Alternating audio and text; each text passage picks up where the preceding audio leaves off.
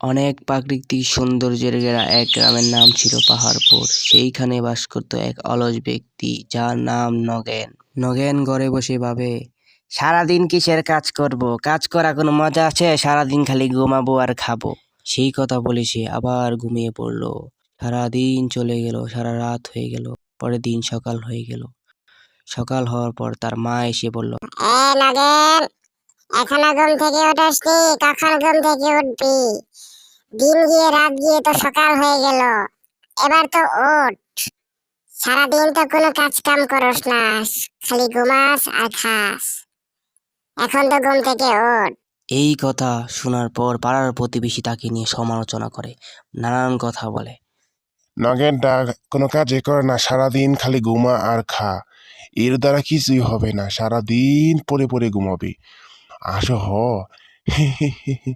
ও খালি সারাদিন ঘুমাতেই পারবে, আর কিছুই পারবে না। ঠিক বলেছ তোমরা। পরের দিন তার গ্রামের মুরুত মশাই যোগেন্দ্র বাবু নগেনের বাড়ির সামনে উপস্থিত। নগেনকে ডাকছে, এ নগেন, নগেন বাড়িতে আসিস? এখনো ঘুম থেকে উঠোস নাই? কখন ঘুম থেকে উঠবি? বাইরে আয়, তাড়াতাড়ি ঘুম থেকে ওঠ।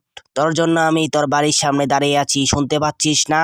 মুরুত মশাই ডাক শোনার পর নগেন দরজা খুলে বাইরে আসলো। বাইরে এসে বলল, মুরুত মশাই, হঠাৎ আমার বাড়ির সামনে আপনি? কি মনে করে? মুরুত মশাই বলল, তোর জন্য একটা কাজ নিয়ে আসছি।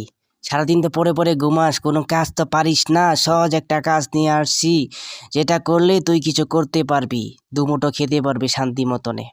আমার একটা বাগান আছে, বাগানটা দেখাশোনা করতে হবে।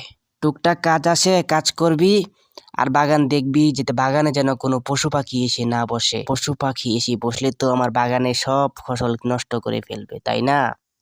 হ্যাঁ বাবু, পশু পাখি এসে বসলে তো বাগানে সবকিছুই নষ্ট হয়ে যাবে। আচ্ছা, আপনি বাড়ি যান, আমি আপনার বাগান দেখাশোনা করব।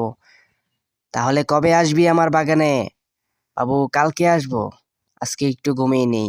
মরুত মশাই বলল, আহারে অলস ব্যক্তি, সারাদিন খালি ঘুমা। আচ্ছা ঠিক আছে, কালকে ঠিক সময়ে আমার বাড়ির সামনে এসে পড়িস।